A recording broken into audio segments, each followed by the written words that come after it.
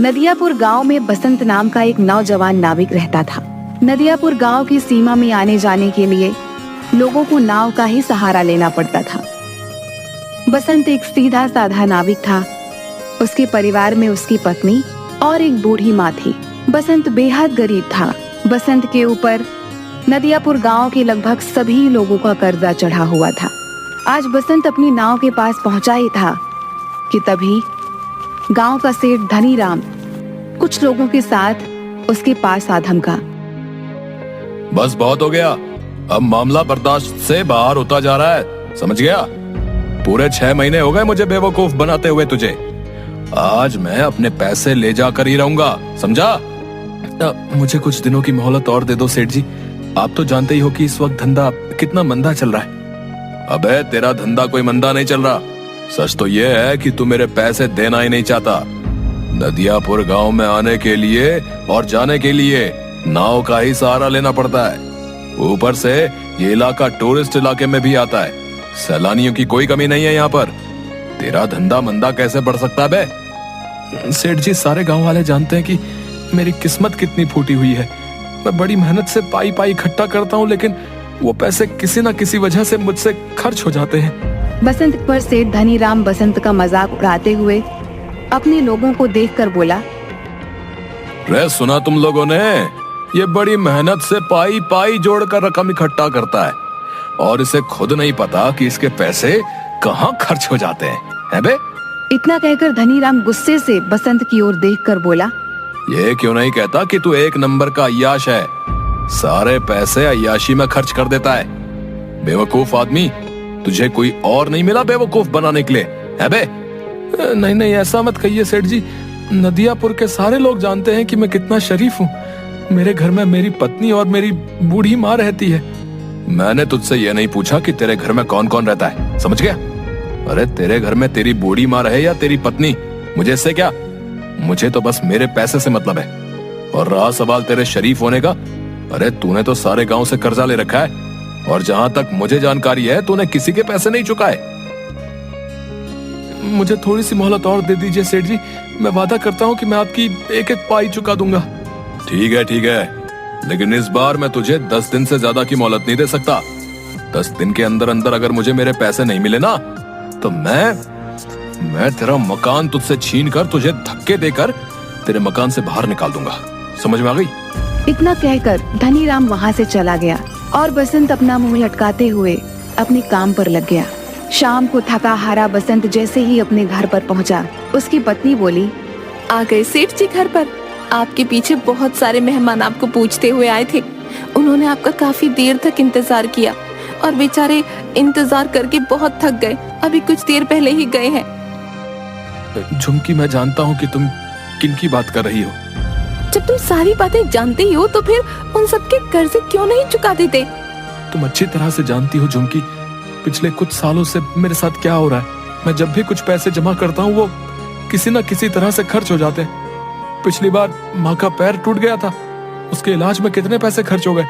उसके बाद चोट लगने से तुम्हारी पसली फ्रैक्चर हो गई थी, उसके इलाज पर कितने पैसे खर्च हो गए।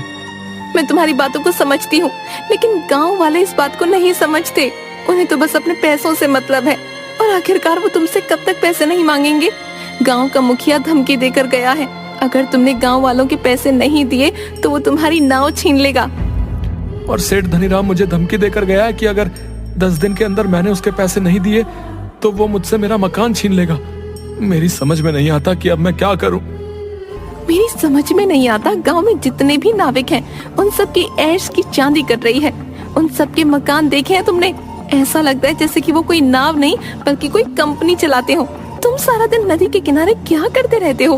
कितनी बार कह चुका हूँ झुमकी, टूरिस्ट मेरी नाव में नहीं आते। ये क्यों नहीं कहते कि तुम्हारी नाव में गांव के भूखे नंगे लोग ही आकर बैठते हैं? उनसे तुम्हें कितनी आमदनी होती होगी। तुम अपनी नाव में नदियापुर घूमने आए सैलानियों को क्यों नहीं बिठाते?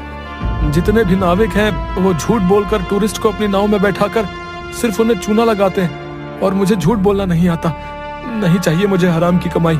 अरे सच्चाई के देवता, ये धंधा है। ये क्यों नहीं कहते कि तुम्हें धंधा करना ही नहीं आता? जिसे तुम धंधा कह रही हो मैं उसे अच्छा नहीं समझता। मेरी तो किस्मत ही फूटी हुई है कि मुझे तुम्हारे जैसा पति, बेवकूफ पति मिला। अगर ऐसे ही हाल रहा ना तो वो दिन दूर नहीं कि जिस दिन तुम्हारी नाव भी तुमसे छीन ली जाएगी। उसके बाद मुझे और मांझी को इस घर से धक्के देकर बाहर निकाल दिया जाएगा। उसके बाद अपने सच्चाई के प्रवचन बाहर बैठकर देते रहना। इतना कहकर झुमकी गुस्से से वहां से चली गई। ऐसे ही 10 दिन गुजर गए। 10वें दिन बसंत नदी के किनारे उदास बैठा हुआ गहरी सोच में डूबा हुआ था कि तभी वहां पर धनीराम फिर से आ पहुंचा। याद है ना बसंत, आज तेरा आखिरी दिन है। अब इससे ज्यादा मैं तुझे और मोहलत नहीं दे सकता भाई। शाम को मैं तेरे घर पर आऊंगा वसूली करने के लिए। मेरे पैसे तैयार रखना, नहीं तो अपना बोरिया बिस्तर समेट कर चुपचाप चले जाना।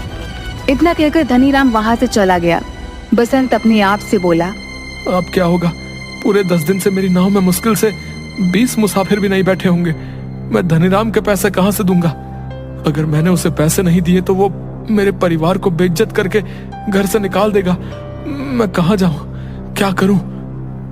बसंत हसरत भरी निगाहों से और नाविकों को देखने लगा जिनकी नाव पर टूरिस्ट सवार थे। तभी बसंत के कानों में एक बूढ़े व्यक्ति का स्वर टकराया। क्या तुम मुझे दूसरी दुनिया के छोर तक छोड़ सकते हो? बसंत उस बूढ़े की बात सुनकर हैरत में पड़ गया। लगता है आपका दिमाग खिसका हुआ है बाबा। ये कैसी बातें कर रहे हैं आप? मेरा कहने का मतलब ये है बेटा, तुम मुझे इस नदी के दूसरे किनारे पर छोड़ देना। तो सीधे सीधे ये कहिए ना बाबा कि आपको दूसरी सीमा पर उतरना है। ठीक है बाबा, 200 लगेंगे।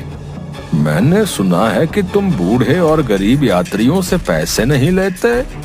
सही सुना है बाबा, लेकिन क्या करूं? लगता है मुझे अपने नियम और कायदे अब बदलने पड़ेंगे। चाहे कितनी भी मुसीबत क्यों ना आ जाए, अपने उसूल इंसान को कभी नहीं बदलने चाहिए। वक्त बदलते हुए देर नहीं लगती। मैं इस वक्त बहुत परेशान हूँ बाबा। जाओ जाकर कोई दूसरी नाव पर बैठ जाओ।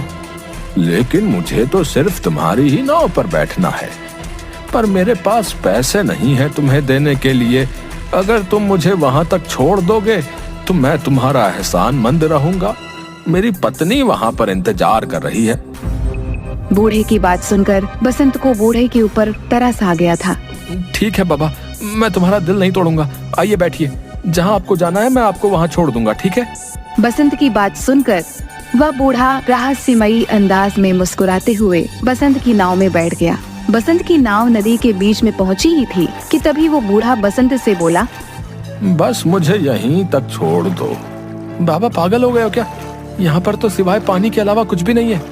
जो मुझे नजर आ रहा है वो तुम्हें नजर नहीं आएगा बेटा। तुम नाव यहीं रोक दो, मैं यहीं उतर जाऊंगा। बाबा तुम डूब जाओगे, पानी बहुत गहरा है। मगर बूढ़े ने बसंत की बात नहीं सुनी और नदी में कूद गया।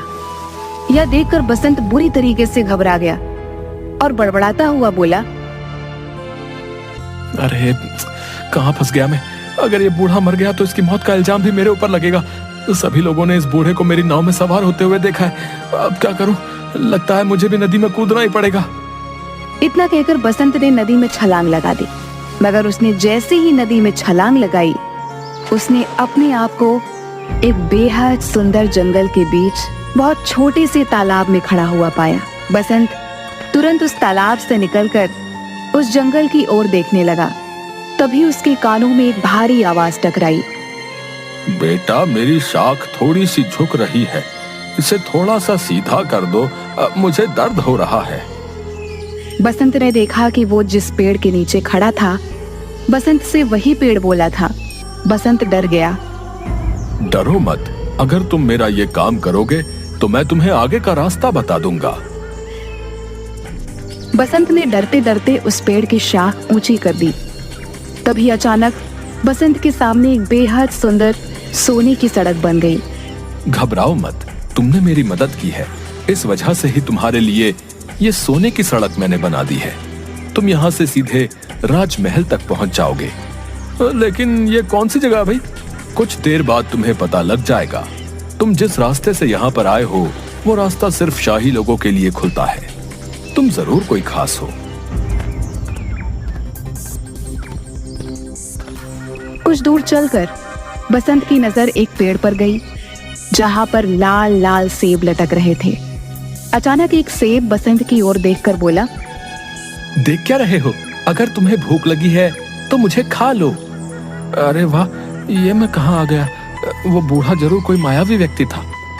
नहीं नहीं, मैं जहाँ पर रहता हूँ वहाँ पर बोलने वाले फल नहीं होते। अगर वो बोलते तो हम बिल्कुल नहीं खाते। तुम वाकई बहुत दयालु लगते हो। तुम्हारा इस जादुई नगरी में स्वागत है। इस सोने की सड़क पर सीधे चले जाओ, कुछ ही देर में तुम महल तक पहुंच जाओगे।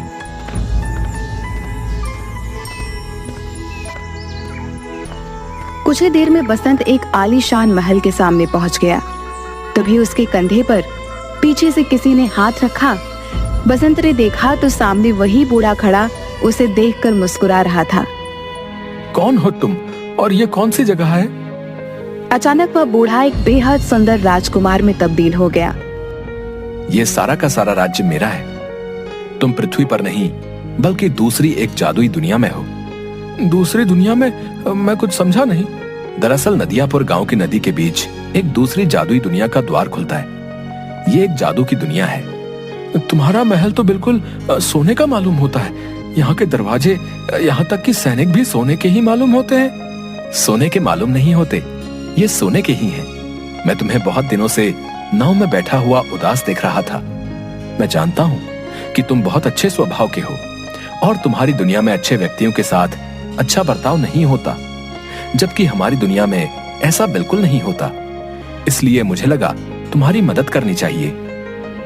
इतना कहकर वो राजकुमार बसंत को महल के अंदर की ओर ले गया,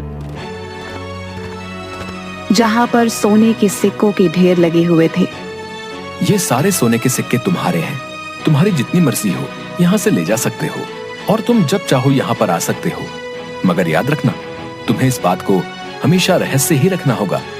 यहाँ तक कि तुम्हें अपनी पत्नी और माँ को भी इस बारे में कभी नहीं बताना। जिस दिन तुम इस राज को छुपाने में नाकामयाब हो जाओगे, तुम्हारे लिए इस दुनिया के द्वार बंद हो जाएंगे, क्योंकि ये यहाँ का नियम है। बसंत ने एक थैले में सैकड़ों सिक्के भर लिए। वो राजकुमार उसे उसी जादुई पेड़ के पास मौजूद उस छोटे से तालाब पर ले आया। तुम इस तालाब में कूद जाओ, तुम अपनी नाव में दोबारा वापस पहुंच जाओगे। बसंत जैसे ही उस तालाब के अंदर कूदा, उसने दोबारा खुद को नदी के बीच में पाया। बसंत उसी दिन वो सारा सोना शहर में बेच आया और उसने गांव में सबके कर्जे चुका दिए। देखते ही देखते बसंत नदियापुर का सबसे बड़ा सेठ बन गया।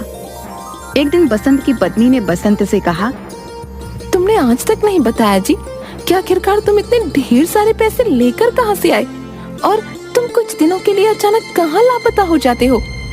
मैंने तुमसे कितनी बार कहा है झुमकी कि मैं इस बारे में नहीं बता सकता। इतना तो मैं जानती हूँ कि तुम कोई गलत काम नहीं कर सकते। अगर तुम नहीं बताना चाहते तो शायद इसमें ही हम सबकी भलाई होगी। बसंत की अमीरी देखकर धनी राम अंदर ही अंदर जलने लगा। एक दिन उसने अपने खास आदमी भीमा से कहा, मेरी समझ में नहीं आता भीमा कि ये बसंत रातों रात अमीर कैसे बन गया।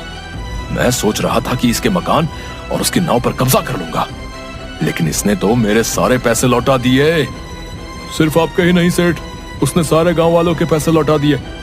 आज गांव में सबसे आलीशान हवेली उसकी बनी हुई है और तो और नदियापुर में सारी नाव का मालिक बसंत ही है।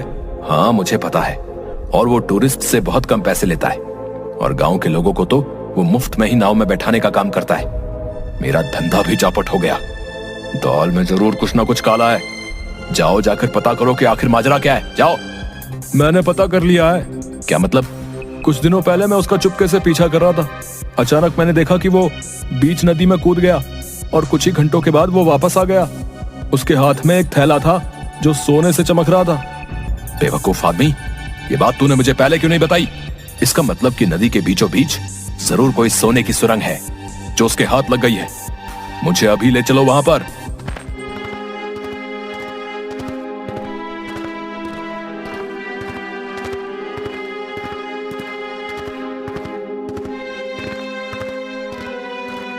कुछ ही देर में सिर्फ धनी राम और भीमा नदी के बीच पहुंच गए।